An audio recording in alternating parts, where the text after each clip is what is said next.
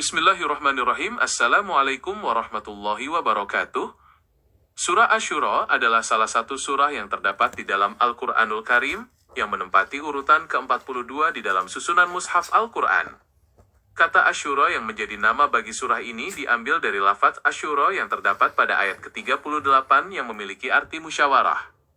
Penamaan ini merefleksikan salah satu prinsip fundamental yang diajarkan di dalam surah tersebut, yaitu pentingnya urusan kaum mukminin diputuskan melalui musyawarah di antara mereka. Surah ini terdiri dari 53 ayat secara keseluruhan dan tergolong ke dalam kelompok surah Makkiyah, karena sebagian besar ayatnya diturunkan kepada Nabi Muhammad SAW ketika beliau masih berada di kota Mekkah sebelum peristiwa hijrah, meskipun terdapat beberapa riwayat yang menyatakan ada sebagian ayat yang turun di Madinah. Pokok isi kandungan dari surah Asyura secara garis besar berkisar pada penegasan mengenai akidah tauhid, keesaan Allah Subhanahu wa Ta'ala, serta kebenaran risalah yang dibawa oleh Nabi Muhammad SAW. Surah ini menjelaskan bahwa Allah Subhanahu wa Ta'ala adalah pencipta langit dan bumi, tidak ada sesuatu pun yang serupa dengannya, serta Dialah yang Maha Mendengar lagi Maha Melihat. Selain itu, surah ini juga memuat kisah-kisah mengenai para rasul terdahulu untuk memberikan keteguhan hati kepada Nabi Muhammad SAW, serta umat Islam dalam menghadapi penolakan dari kaum kafir Quraisy pada masa itu, sekaligus menegaskan bahwa agama yang dibawa oleh para nabi adalah satu kesatuan yang bersumber dari Allah Subhanahu wa Ta'ala yang Maha Esa. Aspek-aspek penting yang terkandung di dalam surah Asyura meliputi aspek akidah, hukum, akhlak, serta petunjuk mengenai tata kelola kehidupan sosial kemasyarakatan. Dari aspek akidah, surah ini memperkuat keyakinan terhadap keesaan Allah Subhanahu wa Ta'ala, kekuasaannya yang mutlak atas alam semesta, serta kepastian hari kiamat dan kehidupan akhirat.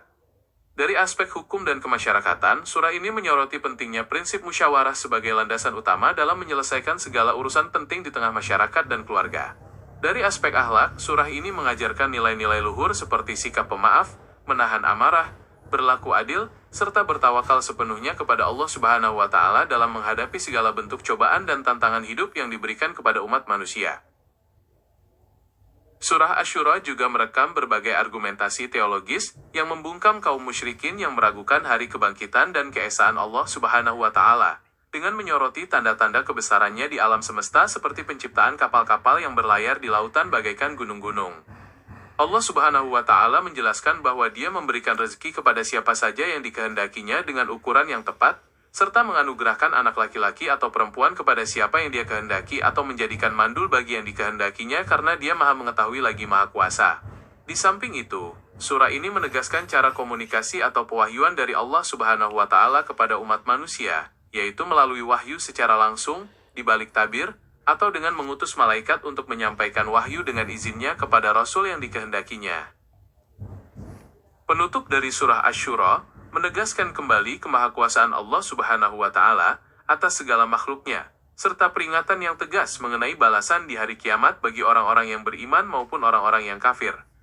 Allah Subhanahu wa Ta'ala mengingatkan bahwa kehidupan dunia ini hanyalah kesenangan yang sementara, sedangkan apa yang ada di sisi Allah Subhanahu wa Ta'ala jauh lebih baik dan lebih kekal bagi orang-orang yang beriman dan senantiasa bertawakal kepada Rabb mereka. Dengan demikian, surah ini secara keseluruhan berfungsi sebagai panduan yang komprehensif bagi Nabi Muhammad SAW dan seluruh umat Islam dalam menegakkan tauhid, menjunjung tinggi nilai musyawarah, serta menjaga akhlak mulia dalam mengarungi kehidupan di dunia demi meraih keridhaan Allah Subhanahu wa Ta'ala. Nilai-nilai universal yang diajarkan di dalam surah Asyura juga mencakup seruan agar umat manusia senantiasa kembali kepada persatuan dan menghindari perpecahan dalam urusan agama, seraya menyerahkan segala perbedaan pendapat kepada keputusan Allah Subhanahu wa Ta'ala yang Maha Mengetahui.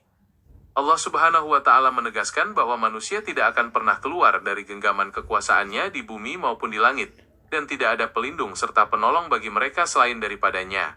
Melalui berbagai penekanan ini, surah ini terus membimbing hati setiap mukmin untuk selalu menghadirkan kesadaran ilahi dalam setiap langkah kehidupan, menjadikan nilai musyawarah sebagai budaya interaksi sosial, serta tetap istiqomah di jalan yang lurus sampai akhirnya kembali menghadap Allah Subhanahu wa Ta'ala dengan penuh ketenangan.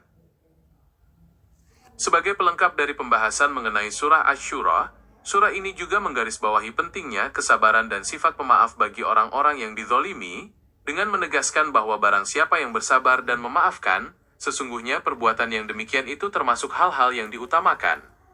Allah Subhanahu wa Ta'ala menerangkan bahwa tidak ada jalan sedikit pun untuk menyalahkan orang-orang yang membela diri setelah mereka dizolimi, namun balasan suatu kejahatan adalah kejahatan yang serupa, dan barang siapa memaafkan serta berbuat baik, maka pahalanya di sisi Allah Subhanahu wa Ta'ala. Dengan demikian, surah ini secara utuh merajut prinsip-prinsip keadilan sosial, penyelesaian konflik secara bijaksana, pemeliharaan akhlak mulia, serta penguatan iman yang mendalam dalam diri setiap muslim. Demikianlah uraian mengenai surah Asy-Syura ini tidak seluas yang sebenarnya, jadi hanya sekelumit saja dari lautan hikmah yang terkandung di dalam Al-Quranul Karim. Semoga butiran-butiran ilmu yang telah dipaparkan mampu menghujam ke dalam lubuk hati, menuntun langkah kaki kita untuk senantiasa menegakkan tauhid kepada Allah Subhanahu wa Ta'ala, menghidupkan semangat musyawarah dalam setiap sendi kehidupan, serta menghiasi diri dengan akhlak mulia dan kesabaran yang tulus. Saya ucapkan terima kasih atas perhatiannya. Semoga Allah Subhanahu wa Ta'ala selalu melindungi kita semua dalam kebaikan. Wabillahi taufiq wal hidayah. Wassalamualaikum warahmatullahi wabarakatuh.